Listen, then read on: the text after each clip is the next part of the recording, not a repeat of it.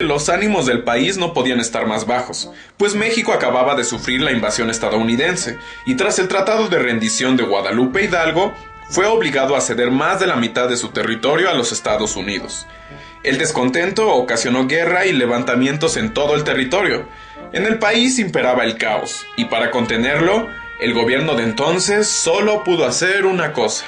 La República tiene muchos problemas, solo nos queda llamar al general Santana. Pero señor, Santana es parte de los problemas. Pues, ¿quién mejor para resolverlo entonces? Antonio López de Santana, uno de los personajes más odiados de la historia mexicana. Fue 5 veces presidente, a veces por los conservadores y en otra por los liberales. En cada ocasión causó problemas, perdió la guerra contra Texas y también fue derrotado en la invasión estadounidense. Pero aunque todos lo odiaban, igual iban por él a cada rato. Santana aceptó volver, pero pronto se convirtió en un dictador. Disolvió el Congreso y empezó a poner impuestos ridículos por cualquier cosa. Y en su locura exigió que se le llamara Alteza Serenísima, lo que sea que eso signifique. Al mandato de Santana se sumó la presión de los Estados Unidos, que incluso después de la invasión aún deseaban más de tierras mexicanas, especialmente el territorio de la Mesilla, al norte de Chihuahua y Sonora.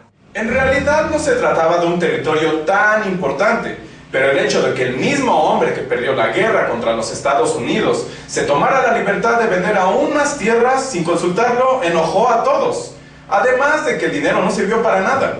Para detener a Santana, un grupo de revolucionarios liderados por el militar Juan Álvarez e Ignacio Comonfort proclamaron el Plan de Ayutla y se lanzaron contra el dictador. En 1855, los revolucionarios alcanzaron la capital. Santana tuvo que huir del país una vez más, y los victoriosos, como venganza contra el dictador, desenterraron su pierna momificada, la arrastraron por la ciudad y luego fueron a destruir la estatua. Tras la salida de Santana, Juan Álvarez fue nombrado presidente interino, y luego fue sucedido por Comonfort. Ignacio Comonfort encabezó un gobierno de intenciones liberales, y uno de sus objetivos principales fue el de reunir a las mentes más brillantes de la política nacional para redactar una constitución que diera rumbo al país. El resultado fue la Constitución de 1857, un documento liberal que establecía serias reformas al Estado mexicano. Entre ellas incluían las leyes promulgadas por Juárez y Lerdo que atentaban contra los privilegios de la Iglesia, asunto que obviamente no los tenía muy contentos. No nos tiene muy contentos.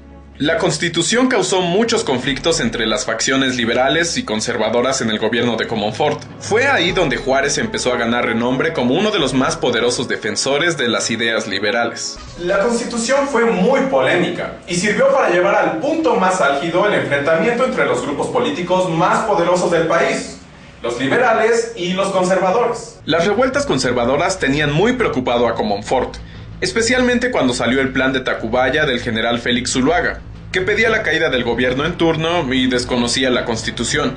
El gobierno liberal no puede continuar, debemos derrocar a Comonfort. Sí, abajo Comonfort, que muera, que muera. ¿Pero no eres tú Comonfort? Sí, me caigo muy mal, abajo yo, abajo yo. Comonfort, convencido de que ya no podía gobernar usando la Constitución, se adhirió al plan de Tacubaya. Hizo como que se defendía, pero entregó el poder a Zuluaga en enero de 1858. Es por eso que se dice que Comonfort cometió un autogolpe de Estado. Durante todo este tiempo, Juárez estuvo encarcelado por orden de Comonfort para que no interviniera, pero Benito no se iba a quedar con los brazos cruzados. La Constitución del 57 establecía que si el Ejecutivo no podía ejercer, el presidente de la Suprema Corte se convertía en presidente interino, así que técnicamente Benito Juárez era el nuevo presidente. Por lo tanto, había 2 presidentes de la República al mismo tiempo. Aquello dio inicio a la Guerra de Reforma, 2 presidentes legítimos enfrentándose para demostrar quién sería el único gobernante de México. Un título que solo podía ganarse por 2 vías, matándose unos a otros o consiguiendo el reconocimiento de otras naciones. Juárez, con su gabinete de liberales, estableció su gobierno en Guanajuato y luego en Veracruz, mientras que los conservadores, ahora bajo el mando del presidente Miguel Miramón, dirigían sus tropas desde la capital.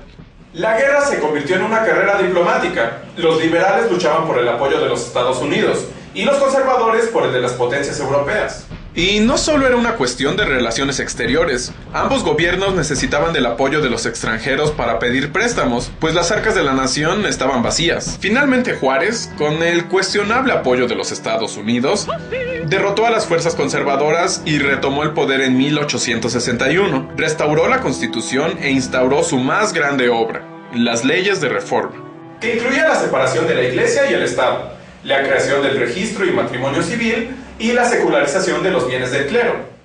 Ya en el poder, Juárez empezó a trabajar en su restauración del país, pero antes de que siquiera pudiera empezar, recibió una triple sorpresa en el puerto de Veracruz.